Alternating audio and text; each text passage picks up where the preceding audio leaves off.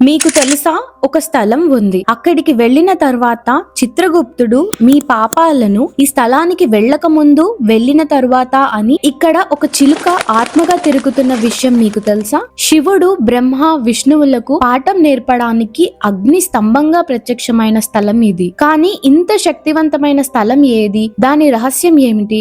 ఇవేంటో ఇప్పుడు చూద్దాం.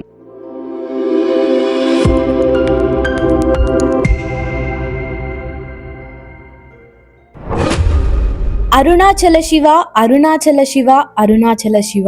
ఈ పేరు తెలియని ఒక హిందూ వ్యక్తి ఉండరు. తమిళనాడులోని తిరువన్నామలై పట్టణంలో ఉన్న ఒక పవిత్ర కొండ. కానీ ఇది సాధారణ కొండ కాదు. హిందూ పురాణాల ప్రకారం ఇది సాక్షాత్తు శివుని అగ్నిలింగ స్వరూపం. పంచభూత స్థలాలలో కాళహాస్తి వాయులింగం, తిరువన్నామలై అగ్నిలింగం, అలాగే కాంచీపురంలో భూలింగం, జంబుకేశ్వరంలో జలలింగం, చిదంబరంలో ఆకాశలింగం ఉంటాయి.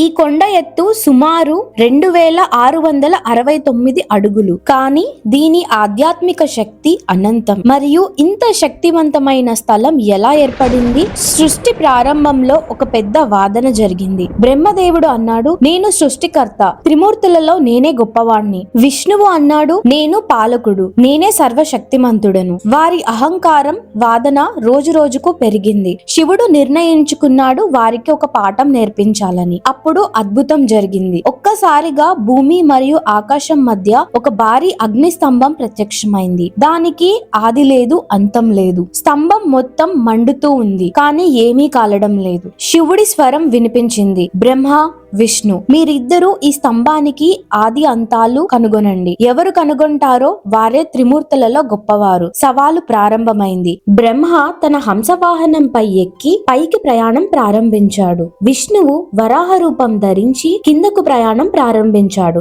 2000 సంవత్సరాలు గడిచాయి. విష్ణువు కింద ఎంత వెతికినా స్తంభానికి అడుగు కనిపించలేదు. అలసిపోయి తిరిగి వచ్చాడు. నిజాయితీగా శివుడి ముందులు చేతులు జోడించి అన్నాడు, ప్రభు, నేను విఫలమయ్యాను. ఈ స్తంభానికి అంతం లేదు. నువ్వే సర్వశక్తిమంతుడవు. బ్రహ్మ కూడా స్తంభపు చివర కనుగొనలేకపోయాడు. కానీ అతని అహంకారం వదలలేదు. తిరిగి వస్తూ ఉంటే దారిలో ఒక కేతకి పువ్వు అంటే మొగలి పువ్వు కనిపించింది. అది స్తంభం పైనుండి కింద పడుతూ ఉంది. బ్రహ్మ ఆ పువ్వుతో కుట్ర చేశాడు, నేను స్తంభం చివర చూశాను అని. పువ్వు అంగీకరించింది. బ్రహ్మ అబద్ధం చెప్పాడు. శివ, నేను స్తంభపు చివర చూశాను. ఈ కేతకి పువ్వు నా సాక్షి అని చెప్పాడు. అప్పుడు శివుడు కోపగించాడు. బ్రహ్మ, నువ్వు అబద్ధం చెప్పావు. నీ అహంకారం హద్దు మీరింది కనుక ఇదే నా శాపం. నీకు భూలోకంలో దేవాలయాలు ఉండవు. కేతకి పువ్వుకు కూడా శాపం.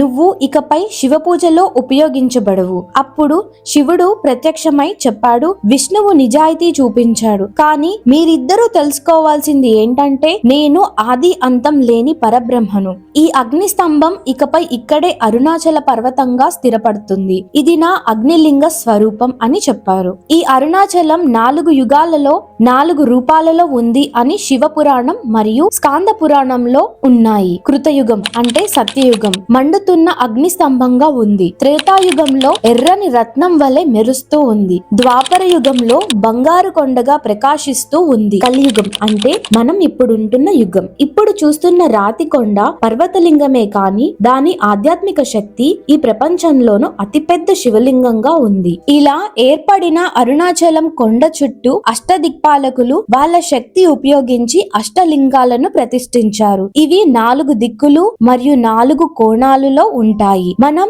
అరుణాచలం చుట్టూ గిరివలం అంటే గిరి ప్రదక్షిణలు 14 కిలోమీటర్లు ఉంటాయి. ఇది ఒక 3 నుంచి 4 గంటలు కాలినడకగా ప్రదక్షిణలు చేస్తారు. ఈ ప్రదక్షిణ చేసేటప్పుడు ఈ 8 లింగాలు కనిపిస్తాయి. ఇవి సాధారణ లింగాలు కావు. గిరి ప్రదక్షిణ చాలా గొప్పది. జీవుడు మోక్ష మార్గాన్ని చేరుకునేంత వరకు తాను ఎన్నో శరీరాలని విడిచిపెడుతూ ఉంటాడు. అలాగే మళ్ళీ మళ్ళీ పుడుతూ ఉంటాడు. ఇలా ఎన్నో శరీరాలు తీసుకున్నటువంటి జీవుడు అరుణాచలం వెళ్తే అక్కడ అరుణాచలం పట్టణంలోకి ప్రవేశిస్తే చాలు వెంటనే చిత్రగుప్తుడు అతని జీవన ప్రయాణానికి వేరే గీత రాస్తారు. అరుణాచలం వెళ్ళక ముందు, వెళ్ళిన తరువాత అని. అంటే ఈ పుణ్యక్షేత్రం ఎంత గొప్పదో మీరే అర్థం చేసుకోండి. ఎవరైనా ఈ పర్వతాన్ని దర్శిస్తే వారి పాపాలన్నీ తొలగిపోతాయి. ఒక చిలుక అప్పుడప్పుడు కనిపిస్తుంది అని చెప్పుకునే ప్రజలు అసలు కథ ఏంటో ఇప్పుడు చూద్దాం. అరుణగిరినాథర్ 15వ శతాబ్దానికి చెందిన తమిళ కవి మరియు సుబ్రహ్మణ్య స్వామి భక్తుడు.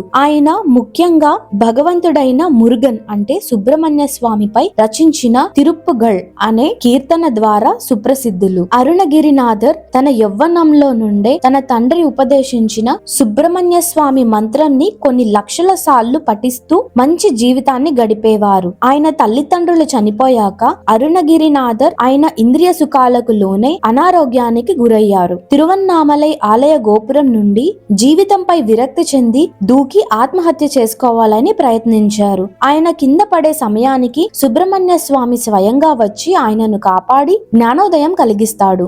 ఆయన నాలుకపై సుబ్రహ్మణ్య స్వామి వేలుతో ఓం అని రాసి ముత్తైతరు అనే మొదటి పదంతో పాటను ప్రారంభించమని ఆదేశించారట. అప్పటి నుండి సుబ్రహ్మణ్య స్వామి మీద 16,000 కీర్తనలు రాశారు. అరుణగిరినాథర్ ఆయన కీర్తనలను పాడుతుంటే అతని కీర్తనలు విని మైమర్చిపోయిన ప్రౌఢదేవరాయ, ఈయనే విజయనగర రాజు, అప్పట్లో తిరువన్నామలై పాలకుడు, అరుణగిరినాథర్ ను ఆస్థాన కవిగా నియమించుకున్నాడు. తర్వాత అప్పటి వరకు ఆస్థాన కవిగా ఉన్న సంబంధన్ అసూయపడ్డాడు. అరుణగిరినాథుణ్ణి ఎలాగైనా రాజు దృష్టిలో తక్కువ చేయాలని కుట్ర పన్నాడు. సంబంధన్ రాజు దగ్గరికి వెళ్లి, నేను నా శక్తితో నా ఇష్టదైవమైన కాళీమాతను ప్రత్యక్షం చేయగలను. అరుణగిరినాథర్ తన దైవమైన సుబ్రహ్మణ్య స్వామిని అందరి ముందు ప్రత్యక్షం చేయగలరా అని సవాలు విసిరాడు. అప్పుడు అరుణగిరినాథర్ సుబ్రహ్మణ్య స్వామిని నేరుగా చూడలేదు, తట్టుకోలేరు అని చెప్తే వాళ్ళు వినరు. భక్తి పారవశ్యంలో ఉన్న అరుణగిరినాథర్ ఆ సవాలును స్వీకరించారు.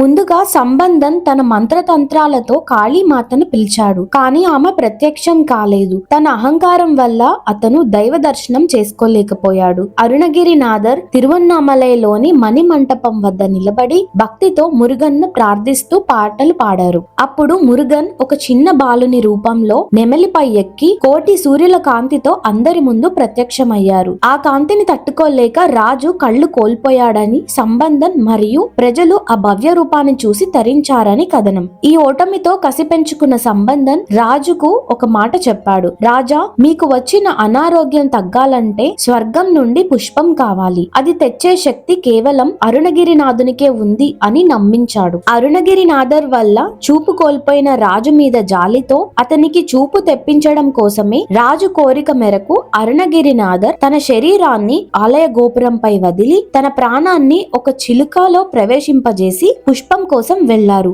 ఇదే అదునుగా చూసి సంబంధన్ అరుణగిరినాథుని భౌతిక శరీరాన్ని దహనం చేయించాడు. తిరిగి వచ్చిన అరుణగిరినాథర్ తన శరీరం లేకపోవడంతో ఆ పుష్పం ఇచ్చి ఆ చిలుక రూపంలోనే ఉండిపోయాడు. పుష్పంతో చూపు పొందిన రాజు నిజం తెలుసుకొని సంబంధన్ను శిక్షించబోతుంటే అరుణగిరినాథర్ మాత్రం శిక్షను ఆపి, ఈ శరీరం శాశ్వతమైనది కాదు, నేను ఈ చిలుక రూపంలోనే ఉండి స్వామిని కొలుచుకుంటాను అని అంటారు. ఇప్పటికీ తిరువన్నామలై దేవస్థానంలో ఉన్న కిలి గోపురంపై అంటే 3వ గోపురం పైన ఒక బొమ్మ ఉంటుంది. ఆయన చిలుక రూపంలో దర్శనమిస్తానని చెప్పారు. ఇదే అరుణాచలం మహిమ. అగ్ని స్వరూపమైన పరమశివుడు స్వయంగా నిలిచిన దివ్య క్షేత్రం. ఇక్కడి ప్రతి అడుగు ఒక ఉపదేశం, ప్రతి గిరి ప్రదక్షిణ ఒక ఆత్మయాత్ర. భక్తి, నిజాయితీ, వినయం ఉన్నవారికి అరుణాచలం కేవలం ఒక కొండ కాదు, అది జీవితం మారిపోయే అనుభూతి. మనసారా ఓం నమః శివాయ అని జపిస్తూ అరుణాచలాన్ని స్మరించండి. మీరు అక్కడికి వెళ్ళలేకపోయినా